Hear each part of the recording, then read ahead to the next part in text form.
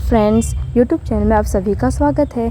आज हम महाभारत कथा में देखेंगे दिव्यास्त्रों की प्राप्ति, जयद्रथ की दुर्गति और दुर्योधन की रक्षा के बारे में।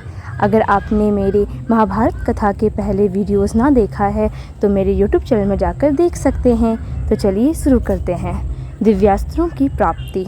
एक बार वीरवर अर्जुन उत्तराखंड के पर्वतों को पार करते हुए एक अपूर्व सुंदर वन में जा पहुँचे। वहाँ के शांत वातावरण में वे भगवान शंकर की तपस्या करने लगे। उनकी तपस्या की परीक्षा लेने के लिए भगवान शंकर एक भील का वेश धारण कर उस वन में आए। वहाँ पर आने पर भील रूपी शिव जी ने देखा कि एक दैत्य शूकर का रूप धारण कर तपस्यारत अर्जुन की घात में है। शिव जी ने उस दैत्य पर अपना बाण छोड़ दिया। जिस समय शंकर भगवान ने दैत्य को देखकर बाण छोड़ा, उसी समय अर्जुन की तपस्या टूटी और दैत्य पर उनकी दृष्टि पड़ी।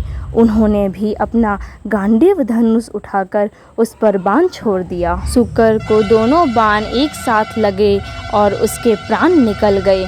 शूकर के मर जाने पर भील रूपी शिव जी और अर्जुन दोनों ही शूकर को अपने बाण से मरा होने का दावा करने लगे। दोनों के मध्य विवाद बढ़ता गया और विवाद ने युद्ध का रूप धारण कर लिया। अर्जुन निरंतर भील पर गांडीव से बाणों की वर्षा करते रहे, किंतु उनके बाण भील के शरीर से टकरा कर टूटते रहे और भील शांत खड़े हुए मुस्कुराते रहे। अंत में उनकी तरकस के सारे बाण समाप्त हो गए। इस पर अर्जुन ने भील पर अपनी तलवार से आक्रमण कर दिया। अर्जुन की तलवार भी भील के शरीर से टकराकर टूट गई। अब अर्जुन क्रोधित होकर भील से मल्ल युद्ध करने लगे। मल्ल युद्ध में भी अर्जुन भील के प्रहार से मूर्छित हो गए। थोड़ी देर पश्चात जब अर्जुन की मूर्छा टूटी तो उन्होंने देखा कि भील अब भी वहीं खड़े मुस्कुरा रहा है। भील की शक्ति देखकर अर्जुन को अत्यंत आश्चर्य हुआ और उन्होंने भील को मारने की शक्ति प्राप्त करने के लिए शिव मूर्ति पर पुष्पमाला डाली, किंतु अर्जुन ने देखा कि वह माला शिव मूर्ति पर पड़ने के स्थान पर भील के कंठ में चली गई। इससे अर्जुन समझ गए कि भगवान शंकर ही भील का रूप धारण करके वहां उपस्थित हुए हैं। अर्जुन शंकर जी के चरणों में गिर पड़े। भगवान शंकर ने अपना असली रूप धारण कर लिया और अर्जुन से कहा, हे अर्जुन, मैं तुम्हारी तपस्या और पराक्रम से अति प्रसन्न हूँ और तुम्हें पशुपत्यास्त्र प्रदान करता हूँ। भगवान शंकर अर्जुन को पशुपत्यास्त्र प्रदान कर अंतर्ध्यान हो गए। उसके पश्चात वहाँ पर वरुण, यम, कुबेर, गंधर्व और इंद्र अपने अपने वाहनों पर सवार होकर आ गए। अर्जुन ने सभी देवताओं की विधिवत पूजा की। यह देखकर यमराज ने कहा, अर्जुन, तुम नर के अवतार हो तथा श्री कृष्ण नारायण के अवतार हैं। तुम दोनों मिलकर अब पृथ्वी का भार हल्का करो। इस प्रकार सभी देवताओं ने अर्जुन को आशीर्वाद और विभिन्न प्रकार के दिव्य एवं अलौकिक अस्त्र शस्त्र प्रदान कर अपने अपने लोकों को चले गए। अर्जुन अपने लोक वापस जाते समय देवराज इंद्र ने कहा, हे अर्जुन, अभी तुम्हें देवताओं के अनेक कार्य संपन्न करने हैं, अतः तुमको लेने के लिए मेरा सारथी आएगा। इसलिए अर्जुन उसी वन में रहकर प्रतीक्षा करने लगे। कुछ काल पश्चात उन्हें लेने के लिए इंद्र के सारथी मातली वहां पहुँचे और अर्जुन को विमान में बिठाकर देवराज की नगरी अमरावती ले गए। इंद्र के पास पहुंचकर अर्जुन ने उन्हें प्रणाम किया। देवराज इंद्र ने अर्जुन को आशीर्वाद देकर अपने निकट आसन प्रदान किया। अमरावती में रहकर अर्जुन ने देवताओं से प्राप्त हुए दिव्य और अलौकिक अस्त्र शस्त्रों की प्रयोग विधि सीखा और उन अस्त्र शस्त्रों को चलाने का अभ्यास करके उन पर महारत प्राप्त कर लिया। फिर एक दिन इंद्र अर्जुन से बोले, वत्स, तुम चित्रसेन नामक गंधर्व से संगीत और नृत्य की कला सीख लो। चित्रसेन ने इंद्र का आदेश पाकर अर्जुन को संगीत और नृत्य की कला में निपुण कर दिया।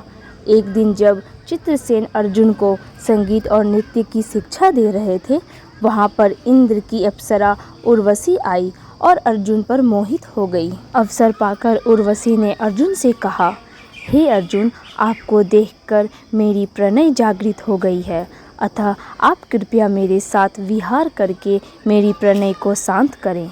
उर्वशी के वचन सुनकर अर्जुन बोले, हे देवी, हमारे पूर्वज ने आपसे विवाह करके हमारे वंश का गौरव बढ़ाया था, अतः पूर्व वंश की जननी होने के नाते आप हमारी माता के तुल्य हैं।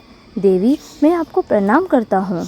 अर्जुन की बातों से उर्वशी के मन में बड़ा क्षोभ उत्पन्न हुआ और उसने अर्जुन से कहा, तुमने नपुंसकों जैसे वचन कहे हैं, अतः मैं तुम्हें शाप देती हूँ कि तुम 1 वर्ष तक पुंसत्वहीन रहोगे।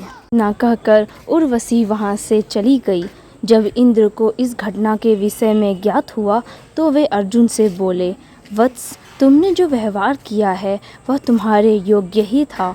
उर्वशी का यह शाप भी भगवान की इच्छा थी। यह शाप तुम्हारे अज्ञातवास के समय काम आएगा। अपने 1 वर्ष के अज्ञातवास के समय ही तुम पुंसत्वहीन रहोगे और अज्ञातवास पूर्ण होने पर तुम्हें पुनः पुंसत्व की प्राप्ति हो जाएगी। अब हम जानेंगे जयद्रथ की दुर्गति के बारे में। एक बार 5 पांडव आवश्यक कार्यवश बाहर गए हुए थे। आश्रम में केवल द्रौपदी, उसकी एक दासी और पुरोहित धौम्य ही थे। उसी समय सिंधु देश का राजा जयद्रथ, जो विवाह की इच्छा से साल्व देश जा रहा था, उधर से निकला। अचानक आश्रम के द्वार पर खड़ी द्रौपदी पर उसकी दृष्टि पड़ी और वह उस पर मुग्ध हो उठा। उसने अपनी सेना को वहीं रोककर अपने मित्र कोटिकास्य से कहा, कोटिक, तनिक जाकर पता लगाओ कि यह सर्वांग सुंदरी कौन है। यदि यह स्त्री मुझे मिल जाए तो फिर मुझे विवाह के लिए साल्व देश जाने की क्या आवश्यकता है। मित्र की बात सुनकर कोटिकास्य द्रौपदी के पास पहुंचा और बोला, हे कल्याणी, आप कौन हैं? कहीं आप कोई अप्सरा या देवकन्या तो नहीं हैं? द्रौपदी ने उत्तर दिया, मैं जग विख्यात 5 पांडव की पत्नी द्रौपदी हूँ। मेरे पति अभी आने ही वाले हैं, अतः आप लोग उनका आतिथ्य सेवा स्वीकार करके यहाँ से प्रस्थान करें।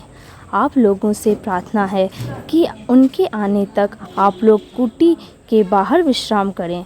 मैं आप लोगों के भोजन का प्रबंध करती हूँ। कोटिकास्य ने जयद्रथ के पास जाकर द्रौपदी का परिचय दिया। परिचय जानने पर जयद्रथ ने द्रौपदी के पास जाकर कहा, हे द्रौपदी, तुम उन लोगों की पत्नी हो जो वन में मारे मारे फिरते हैं और तुम्हें किसी भी प्रकार का सुख वैभव प्रदान नहीं कर पाते। तुम पांडवों को त्याग कर मुझसे विवाह कर लो और संपूर्ण सिंधु तथा सोबीर देश का राज्य सुख भोगो। जयद्रथ के वचनों को सुनकर द्रौपदी ने उसे बहुत धिक्कारा, किंतु कामांध जयद्रथ पर उसके धिक्कार का कोई प्रभाव नहीं पड़ा और उसने द्रौपदी को शक्तिपूर्वक खींचकर अपने रथ में बैठा लिया। गुरु धौम्य द्रौपदी की रक्षा के लिए आए तो उसे जयद्रथ ने भूमि पर पटक दिया और अपना रथ वहां से भगाने लगा। द्रौपदी रथ में विलाप कर रही थी और गुरु धौम्य पांडवों को पुकारते हुए रथ के पीछे पीछे दौड़ रहे थे। कुछ समय पश्चात जब पांडवगण वापस लौटे तो रोते कल्पते दासी ने उन्हें सारा वृत्तांत कह सुनाया। सब कुछ जानने पर पांडवों ने जयद्रथ का पीछा किया और शीघ्र ही उसकी सेना सहित उसे घेर लिया। दोनों पक्षों में घोर युद्ध होने लगा। पांडवों के पराक्रम से जयद्रथ के सब भाई और कोटिकास्य मारे गए तथा उसकी सेना रणभूमि छोड़कर भाग निकली। सहदेव ने द्रौपदी सहित जयद्रथ के रथ पर अधिकार जमा लिया। जयद्रथ अपनी सेना को भागती देखकर स्वयं भी पैदल ही भागने लगा। सहदेव को छोड़कर शेष पांडव भागते हुए जयद्रथ का पीछा करने लगे। भीम तथा अर्जुन ने लपक कर जयद्रथ को आगे से घेर लिया और उसकी चोटी पकड़ ली। फिर क्रोध में आकर भीम ने उसे पृथ्वी पर पटक दिया और लात घूंसों से उसकी मरम्मत करने लगे। जब भीम की मार से जयद्रथ अधमरा हो गया तो अर्जुन ने कहा, भैया, भीम से प्राणहीन मत करो, इसको कर्मों का दंड हमारे बड़े भाई युधिष्ठिर देंगे। अर्जुन के वचन सुनकर भीम ने जयद्रथ के कशों को अपने अर्धचंद्राकार बाण से मुंड कर 5 चोटी रख दी और उसे बांधकर युधिष्ठिर के सामने प्रस्तुत कर दिया। धर्मराज ने जयद्रथ को धिक्कारते हुए कहा, रे दुष्ट जयद्रथ, हम चाहें तो अभी तुम्हारा वध कर सकते हैं, किंतु बहन दुश्शला के वैधव्य को ध्यान में रखकर हम ऐसा नहीं करेंगे। तुझे माफ़ किया, यह सुनकर जयद्रथ कांतिहीन हो लज्जा से सिर झुकाए वहाँ से चला गया। वहाँ से वन में जाकर जयद्रथ ने भगवान शंकर की घोर तपस्या की। उसकी तपस्या से प्रसन्न होकर शंकर जी ने उसे वर मांगने के लिए कहा। इस पर जयद्रथ बोला, भगवान, मैं युद्ध में 5 पांडवों पर विजय प्राप्त करने का वर मांगता हूँ। इस पर भगवान शंकर ने अपनी असमर्थता प्रकट करते हुए जयद्रथ से कहा, हे जयद्रथ, पांडव अजय हैं और ऐसा होना असंभव है। श्री कृष्ण नारायण के और अर्जुन नर के अवतार हैं। मैं अर्जुन को त्रिलोक विजय प्राप्त करने का वर एवं पाशुपतास्त्र पहले ही प्रदान कर चुका हूँ। हाँ, तुम अर्जुन की अनुपस्थिति में एक बार शेष पांडवों को अवश्य पीछे हटा सकते हो। इतना कहकर भगवान शंकर वहाँ से अंतर्ध्यान हो गए और मंदबुद्धि जयद्रथ भी अपने राज्य में वापस लौट आया। हम जानेंगे दुर्योधन की रक्षा के बारे में। गंधमादन पर्वत स्थित कुबेर के महल में 4 वर्ष व्यतीत करने के पश्चात पांडवगण ने वहां से प्रस्थान किया और मार्ग में अनेक वनों में रुकते रुकते स्थान स्थान पर अपने शौर्य और पराक्रम से दुष्टों का दमन करते, ऋषियों और ब्राह्मणों के सत्संग का लाभ उठाते वे द्वैत वन में पहुँचे और वहीं रहकर वनवास का शेष समय व्यतीत करने लगे। अब तक वनवास के 11 वर्ष पूर्ण हो चुके थे। पांडवों के द्वैत वन में होने की सूचना दुर्योधन तथा उसकी दुष्ट मंडली दुशासन, शकुनी, कर्ण आदि को मिली। वे एक बार फिर वहां जाकर पांडवों को मार डालने की योजना बनाने लगे। संयोगवश उन दिनों कौरवों की गो संपत्ति द्वैत वन में ही थी। अपनी गो संपत्ति आकिंचन, निरीक्षण आदि करने के बहाने दुर्योधन ने धृतराष्ट्र से अनुमति प्राप्त कर लिया। इस प्रकार दुर्योधन और उसकी दुष्ट मंडली ने अपनी एक विशाल सेना के साथ द्वैत वन में पहुंचकर वहां अपना डेरा डाल दिया। वे अपना राजसी ठाट बाट का प्रदर्शन कर पांडवों को जलाना भी चाहते थे। इसलिए बहुमूल्य वस्त्राभूषण से सुसज्जित राजमहिलाओं को भी उन्होंने अपने साथ रख लिया था। एक दिन वे जल विहार करने के उद्देश्य से दुर्योधन अपनी मंडली तथा राजमहिलाओं के साथ द्वैतवन में स्थित मनोरम सरोवर में पहुँचे, किंतु उस सरोवर में गंधर्वराज चित्ररथ पहले से ही आकर अपनी पत्नियों के साथ जल क्रीड़ा कर रहे थे। चित्ररथ के सेवकों ने दुर्योधन को सरोवर में उतरने से रोकते हुए कहा, इस समय गंधर्वराज चित्ररथ अपनी पत्नियों के साथ इस सरोवर में जल क्रीड़ा कर रहे हैं, अतः उनके बाहर आने से पहले अन्य कोई भी सरोवर में नहीं उतर सकता। सेवकों के इन वचनों को सुनकर दुर्योधन ने क्रोधित होकर कहा, तू शायद जानता नहीं कि तू किससे बात कर रहा है। मैं हस्तिनापुर नरेश धृतराष्ट्र का महाबली पुत्र दुर्योधन हूँ। यह सरोवर हमारे राज्य की सीमा के अंतर्गत आता है। तू जाकर चित्ररथ से कह दे कि इस राज्य का युवराज यहाँ जल विहार करने आया है और तुम्हें इस सरोवर से बाहर निकलने की आज्ञा दी है। दुर्योधन के दर्पयुक्त संदेश को सुनकर गंधर्वराज चित्ररथ के क्रोध का पारावार न रहा और उसने दुर्योधन तथा उसकी मंडली के साथ युद्ध आरंभ कर दिया। दुर्योधन के साथी और सेना कुछ समय तक तो युद्ध करते रहे, किंतु चित्ररथ को अधिक बलवान पाकर वे सभी दुर्योधन एवं राजमहिलाओं को वहीं छोड़कर भाग खड़े हुए। चित्ररथ ने दुर्योधन और उन राजमहिलाओं को कैद कर लिया। दुर्योधन के भगोड़ी सेना जब कुछ न सूझा तो वे वहां निवास करते हुए पांडवों के पास जाकर उनसे दुर्योधन और राजमहिलाओं की मुक्ति के लिए याचना करने लगे। उनकी याचना सुनकर भीमसेन ने प्रसन्न होकर युधिष्ठिर से कहा, बड़े भैया, दुर्योधन अपने राजसी वैभव का हमारे सामने प्रदर्शन करने यहाँ आया था। गंधर्वों ने दुर्योधन की दुर्दशा करके हमारे हित का काम किया है। आप कदापि उसे मत छुड़ाना। इस पर युधिष्ठिर बोले, भैया भीम, ये लोग हमारी शरण में आए हैं और शरण में आए लोगों की रक्षा करना क्षत्रियों का धर्म होता है। फिर दुष्ट स्वभाव का होने के बाद भी दुर्योधन आखिर हमारा भाई ही है।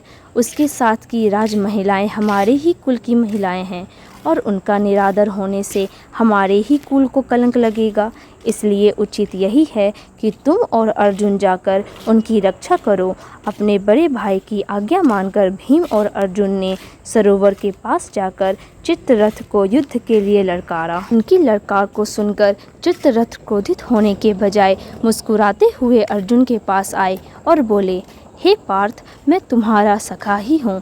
वास्तव में दुष्ट दुर्योधन अपनी सेना के साथ तुम लोगों का वध करने के लिए यहाँ आया था। देवराज इंद्र को इस बात की सूचना मिल चुकी थी, इसलिए उन्होंने मुझे यहाँ भेजा था। हे सखा, नीति कहती है कि ऐसे दुष्टों को कभी क्षमा नहीं करना चाहिए, किंतु अपने बड़े भ्राता की आज्ञा मानकर यदि तुम दुर्योधन को छुड़ाना ही चाहते हो तो लो, मैं इसे तथा इसके साथ की राजमहिलाओं को अभी छोड़ देता हूँ। इतना कहकर चित्ररथ ने दुर्योधन सहित समस्त कैदियों को मुक्त कर दिया। वे सभी वहाँ से धर्मराज युधिष्ठिर के पास आए।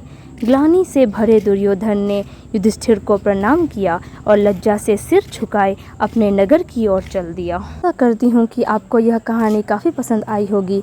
अगर आपको कहानी पसंद आई है तो आप इसे लाइक करें, शेयर करें और रोज़ाना कहानियाँ सुनने के लिए मेरे YouTube चैनल को भी सब्सक्राइब करें। धन्यवाद।